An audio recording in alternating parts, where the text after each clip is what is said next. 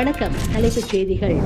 சுங்கைபக்காப் சட்டமன்ற இடைத்தேர்தலை முன்னிட்டு 600 போலீசார் பாதுகாப்பு பணியில் ஈடுபடுவர் என்று உள்துறை அமைச்சர் டத்தோஸ்ரீ சைஃபுதீன் நசுத்தியோன் தெரிவித்தார். பாதுகாப்பு விவகாரத்தில் கவலையை ஏற்படுத்தக்கூடிய எந்த கூறுகளும் இருக்கக்கூடாது என்று சுங்கைபக்காப் இந்திய சமூகத்துடன் நடந்த சந்திப்பு கூட்டத்தில் கலந்து கொண்ட பின்னர் அவர் இதனை தெரிவித்தார்.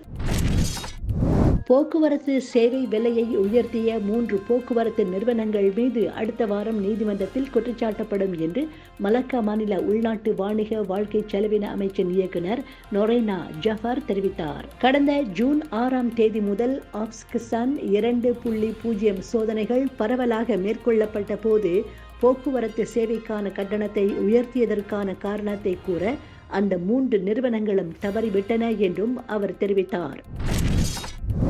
1MDB மோசடியில் தொடர்புடைய 346 மில்லியன் அமெரிக்க டாலர் மோசடி வழக்கை மலேசிய மேம்பாட்டுக் கழகம் ருஸ்மாவுக்கு எதிராக நீதிமன்றத்தில் பதிவு செய்துள்ளது. அந்த மோசடியோடு தொடர்பிருப்பதாக சந்தேகிக்கப்படும் ரொஸ்மாவுக்கு சொந்தமான பிரத்யேக வடிவமைப்புடைய கைப்பைகள், நகைகள், பிற ஆடம்பர பொருட்கள் ஆகியவற்றை அப்புறப்படுத்தவோ விற்கவோ மாட்டேன் என்று உயர்நீதிமன்றத்தில் ரொஸ்மா உறுதியளித்துள்ளார்.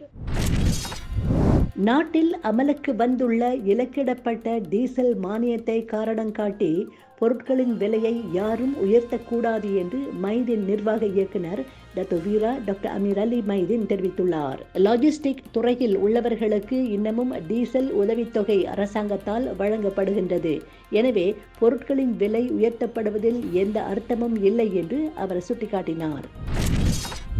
இந்தியா கூட்டணியை முதல்வர் மு.க. ஸ்டாலின் வழி நடத்த வேண்டும் என்று கோவையில் நடந்த முப்பெரும் விழாவில் கூட்டணி கட்சி தலைவர்கள் வலியுறுத்தினர். கோவை கொடிசியா பகுதியில் கருணாநிதி நூற்றாண்டு நிறைவு விழா, 40 தொகுதிகளிலும் பெற்ற வெற்றிக்கு தமிழக மக்களுக்கு நன்றி தெரிவிக்கும் விழா, வெற்றிக்கு வித்திட்ட முதல்வர் ஸ்டாலினுக்கு பாராட்டு விழா என முப்பெரும் விழா வெகு விமரிசையாக நடைபெற்றது.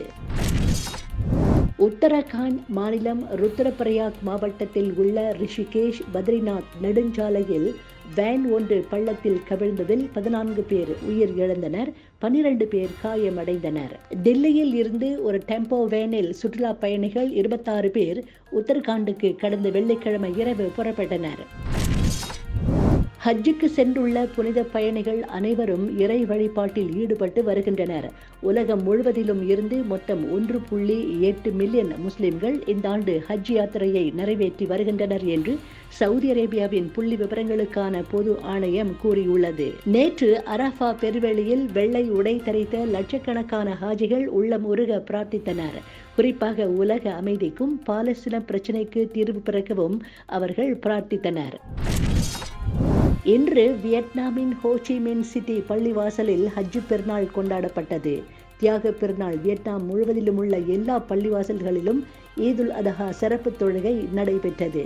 நூற்றுக்கணக்கானோர் தொழுகையில் கலந்து கொண்டார்கள். வந்திருந்தோர் அனைவருக்கும் உணவு பரிமாறப்பட்டது. முன்னதாக பொதுமக்கள் அனைவரும் தக்பீர் முழக்கமிட்டனர். ரோம் நகர் எரிந்து கொண்டிருக்கும் போது நீரோ மன்னன் புல்லாங்குழல் வாசித்துக் கொண்டிருந்தான் என்பார்கள். ஆனால் காசா மீதான தாக்குதலின் வலியை தனது ஆத்மார்த்தமான இசையின் மூலம் உலக நாடுகளுக்கு கொண்டு சென்று வருகிறார் ரஹாஃப் ஃபத்தி நாசர். அல் அஸ்ஹர் பல்கலைக்கழகத்தின் மருத்துவ மாணவியான ரஹாஃப் காசா இஸ்ரேல் போரினால் பாதிக்கப்பட்ட பாலஸ்தீன மாணவர்களின் முகமாக அறியப்படுகின்றார். வான்வழி தாக்குதலில் சிதைந்த கட்டடங்களுக்கு மத்தியில் கிட்டாரை வாசித்துக் கொண்டே ரஹாஃப் அளிக்கும் செய்தி உலக மக்கள் அனைவருக்குமானது.